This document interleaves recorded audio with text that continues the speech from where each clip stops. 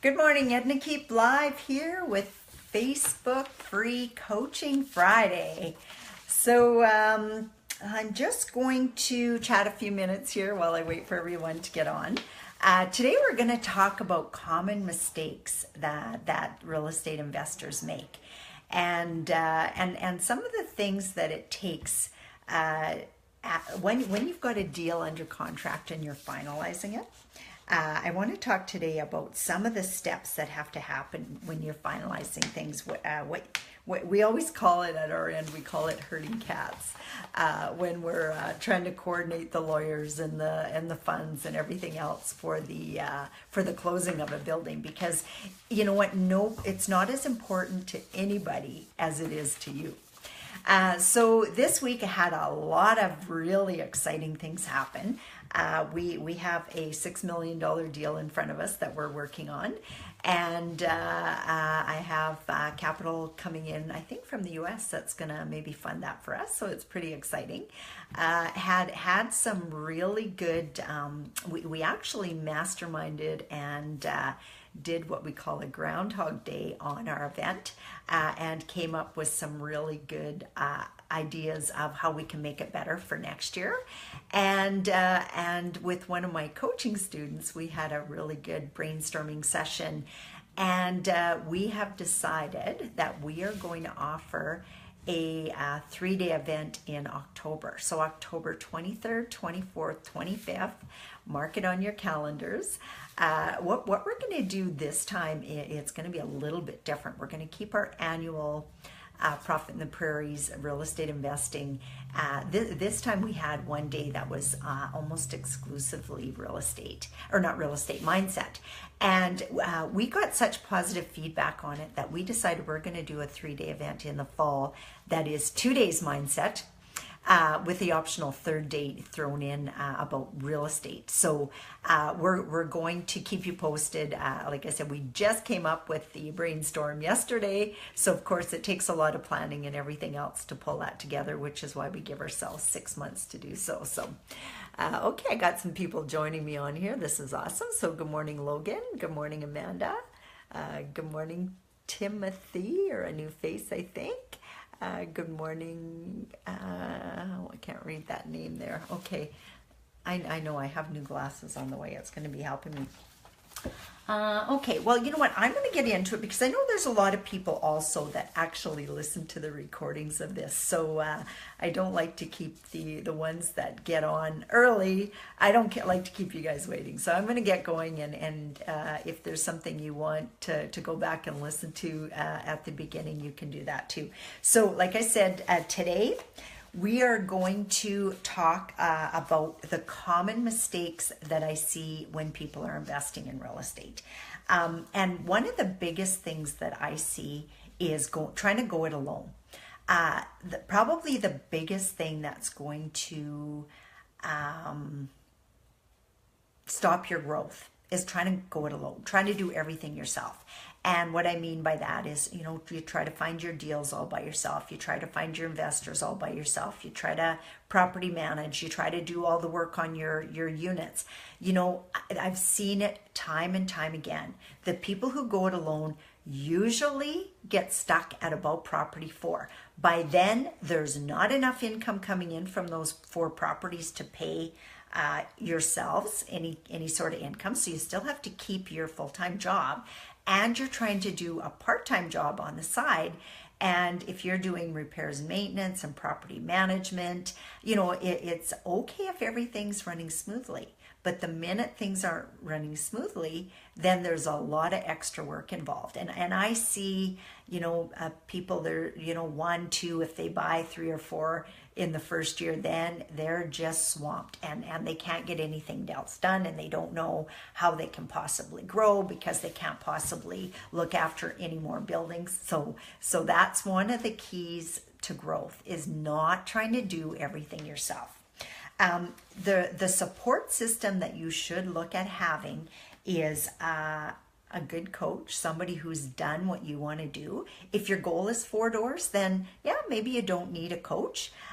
You can probably do that on your own. If you want to scale a business, then you're going to get so many shortcuts by dealing with somebody who's been there, done that.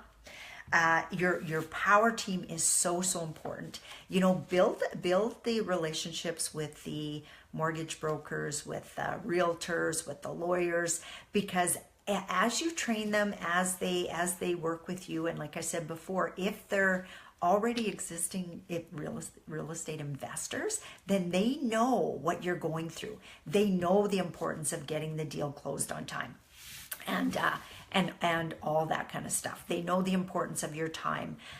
They're not time wasters. The other thing you really want to stay away from is people who waste your time. They want all your knowledge, but they want to give nothing back. So watch for those people as well. And that could be an investor. That could be a fellow team member who's trying to grow like you're trying to grow, but they don't want to pay any money to do stuff. So they just want to take your free knowledge and try. And you know what? It can only be half-assed at best. So different industry professionals that you're going to need that really going to help you. And again, it's some of it is not so important at property 1 to 4, but after that, you're really going to have to step up your game. You're going to have a good lawyer on your team, a good accountant on your team, and as you really grow, your accountant is absolutely going to save you money. They're going to show you ways that you can structure your businesses so that you're not paying a lot of tax. And actually, Courtney, I had to laugh at your post yesterday. I was reading it when I had companies. Not sure if I caught the whole thing, but the whole accountant telling you if you got married, you'd have some tax write-offs. And so I loved your comment. So if anyone wants to go read that, it was absolutely hilarious. So that was so funny. Okay, I got a few questions on here, so I'll just answer them as I'm going through. Good morning, Jason. Good morning, Savannah. Savannah says, "Oh my God, I know those people." Yes. Good morning, Corny. And so Savannah says, "So how do we find a good accountant?" You know what? The best way to find a good accountant is ask for referrals.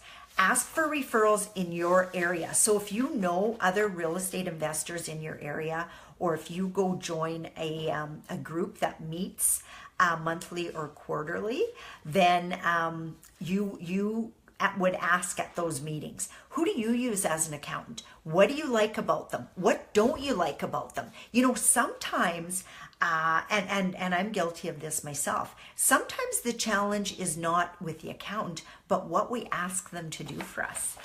Some of it is stuff that we need to give very clear direction on up front. So when you're asking for referrals for an accountant, do ask them, what do you like about them? What don't you like about them? And that what you don't like about them could be something that you negotiate up front. Makes sense? So if you're talking to and finding any of your power team members, those are good questions to ask. And if it's something you don't like I said, or that person doesn't like, you can negotiate it up front. Like maybe you're getting an hourly fee for all the repairs and maintenance in your building, and your upfront cost is cheaper, but your hourly rate is high. You know, if you go into that, the more knowledgeable you are, the more questions you ask about that kind of stuff, then you've got bargaining power before you sign on with them. Once you sign on with them, it's hard to go back and say, hey, we want to revise that contract. So watch for that kind of stuff. So yeah, real estate investment meetup groups are a great way to start. And also different people in this group. Savannah, you're a little bit of an anomaly, as in you're from San Antonio, Texas. So there's probably not a lot of other people there, but there are people in the group that are investing throughout the U.S., and they might be able to give you an accountant in the U.S. that they've had really good luck with. So don't forget to ask in the group, and the group's also really good in that if they're talking to somebody else from another area and they find out some good information, they'll share it with you.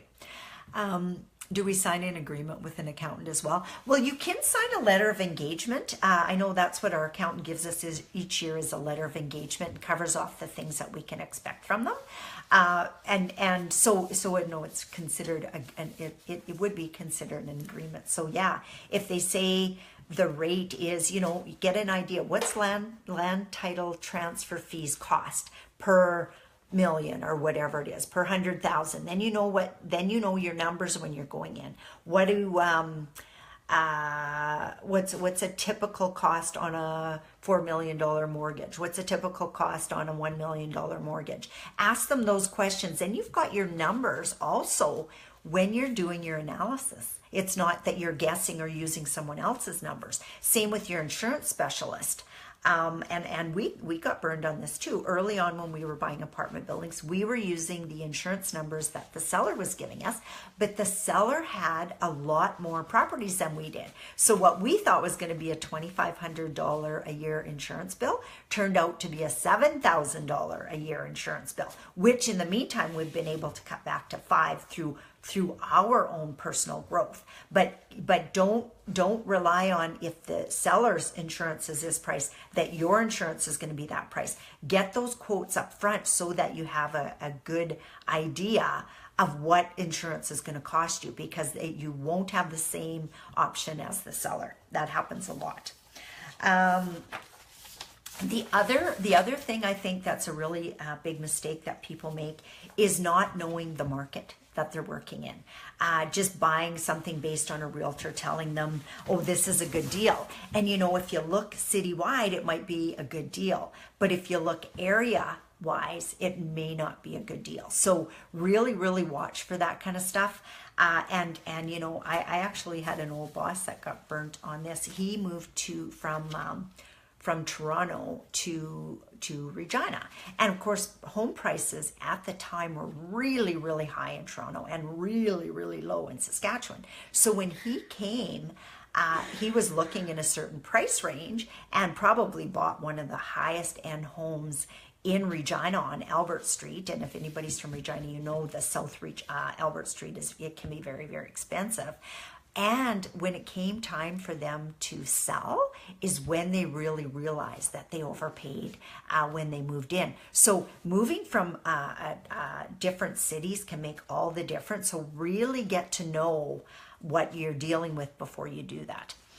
So knowing your market comparables, knowing the price per door that most people are getting for apartments, knowing the average rents, and there's many ways that you can find that out. For average rents, I know my property manager, when we were first starting out, they checked Kijiji ads all the time. What's something similar renting for the same? What's the average of a 2-bedroom? What's the average of a 3-bedroom? What's the average of a 1-bedroom? Sometimes it's in that area, in that building, because a lot of times there's a value add opportunity there for you if the rents are under.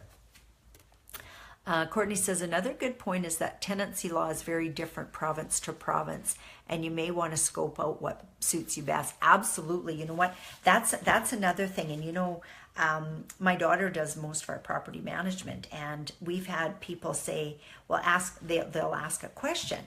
But you know what? It's never, ever a simple question. And for a long time, she would try to just help out random people who were my clients, and now she just won't even take a call because she goes, Mom, they pick my brain and pick my brain and pick my brain, and it's just a waste of time. So from now on, just send them to the office of the rentalsman. So I do. So yeah, you talk to your local office of the rentalsman, get the tenancy laws in your area, because it's absolutely different everywhere. Province by province, state by state, it's all different. Savannah said, is it very complicated to buy property in Canada when you're not a Canadian resident? Let me think. You know what, Savannah? Let me think about that answer, because if you come in as a syndicated mortgager, it's not a big deal, meaning if you're just part of a deal. If you're coming in to buy a property 100% owned by you and operated by you, there are different tax implications you have to know of up front. So you have to have your corporation set up properly, or you can get taxed twice. So be very, very cognizant of that. So what I would do when you're looking for a lawyer in your area, ask them if they have the knowledge to deal with you if you happen to buy something in Canada, because it's a whole different ballgame. And the only way we know, the only way the lawyer knows, is by you asking them the questions. So keep that in mind. And Courtney says it's not a big deal to buy as a non-resident. So Courtney's a realtor, and so from a realtor's perspective, it's not a big deal. I have had U.S. investors buy by setting up a Canadian corporation. So just different things that you have to be aware of when you're doing that. And then the other things to do besides knowing your market and research the areas you want to deal with, you want to ask what type of tenant profile is attracted to your building, because sometimes sellers will fill the building with whatever they can get their hands on for tenants, and then you get the pleasure of kicking them out or dealing with them because they don't pay rent. So be cognizant of that, of what kind of tenants that the area attracts. Compare your deals, ask lots of questions again, and really know your numbers. So learn to analyze a deal, which some of the new students, you won't know that yet, but by the time you're done the 12-week course, you're going to know exactly how to analyze a deal. And if you analyze the 100 properties like I suggest that you do, you'll know your numbers, and you'll be able to move that analysis from any state or province or town or city that you're working in. Another thing that is a challenge for a lot of investors is analysis paralysis. And one of the things here that I suggest for people, if they're not sure if they're challenged by analysis paralysis, is to take it's a modus operandi, the way that we do things. Take a personality test called the Colby A index. Now it costs like $50 US to do it, but it's the best thing you can do to become self-aware and understand how you work. So if you're a person that would be very high on the fact finder side, you could very well become paralyzed by analysis, and analyze and analyze and analyze and analyze, and always find something wrong to make it that you don't pull a trigger, or spend so much time analyzing that someone else takes the deal by the time you figure out that it's a good deal to get done. So if you know that about yourself, then you can work around it. You can say, okay, if it's in these parameters, I'm making the offer no matter what, and then I'll work out the rest while I'm doing my due diligence. Because the biggest thing for people is never making an offer. If you never make an offer, you can never make a mistake. You can never do anything. If you make an offer, you could make mistakes if you actually end up taking the building. So a lot of people get paralyzed by that fear of making a mistake. And you know what I've learned over the years is you can never tell 100% if a property is going to be a home run, or if it's going to be a mediocre, okay property, or if it's going to challenge you a lot. That is why you have to build up your mindset, because you can't know all of that ahead of time. You have to be able to tell your investors that too. They have to be willing to take a chance with you. I had somebody ask me in the homework assignment the other day, or make a comment, I want to be able to absolute guarantee to my investors that I can do what I say I'm going to do. Guess what? You can't, because there's things that can happen that are totally out of your control. You can't guarantee anything. So all you can guarantee is that you will put your heart and soul into it and do whatever you can.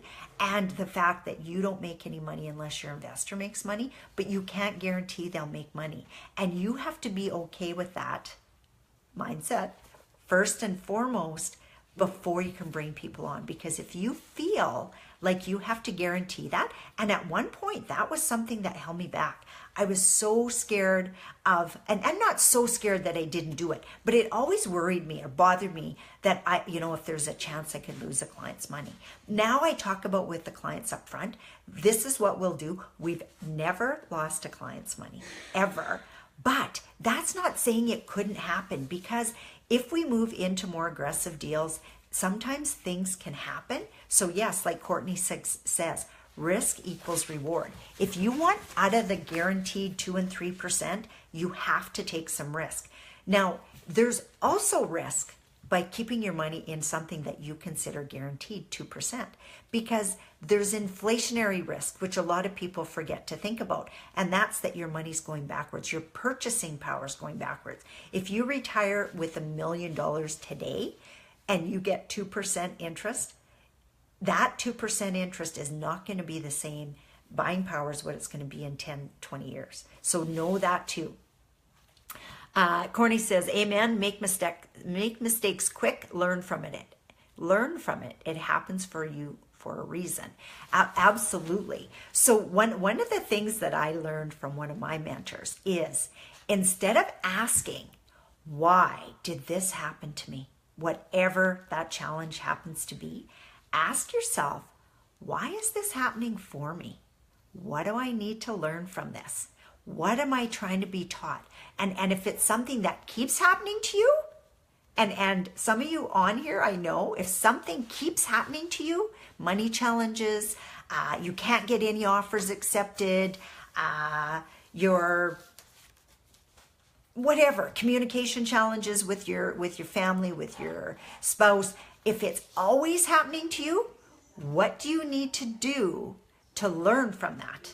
What do you need to do to learn from that? What do you need to do differently? Because it's not about what everybody else needs to do differently. Because if it's something that's happening to you over and over again, what do you need to change? Most of the time, it's something you need to change up here. So yeah, mistakes are, a long time ago, I took a sales training course through a fellow called Tom Hopkins, and he said, never see a mistake as a mistake or a failure. See it only as a learning experience. So if you ever hear people say, I don't make mistakes, then just know that mostly what they mean is, I don't take a mistake as a failure. I take it as a learning experience. That just means I'm going to learn from that and move on. If you don't learn from it and you do it again and again and again, then you can call it a mistake or a failure. But if you learn from it, it's not a mistake or a failure. It's a learning experience. So that's a really good one. When you can be confident with your team and your numbers, don't hesitate. Take your knowledge and take action with it. That's a really, really good point. It doesn't need to be 100% perfect. It could be 25% perfect. Make the offer, because if you never make an offer, you'll never get to do your due diligence to actually find out if it could be a good deal or not a good deal. The other thing is, don't waste a lot of time with somebody who won't actually let you write an offer and get it accepted, because that usually means they're not serious or they're not getting good advice, and you might waste a lot of time and energy trying to get a deal done that you don't even actually have under contract. Self-property management. I talked a little about this earlier about going it on your own, but self-property management, again, you're creating another job for yourself. This is why I have everybody do a vision up front. Really define that vision, because if you build yourself another job that gives you no freedom, then is that really...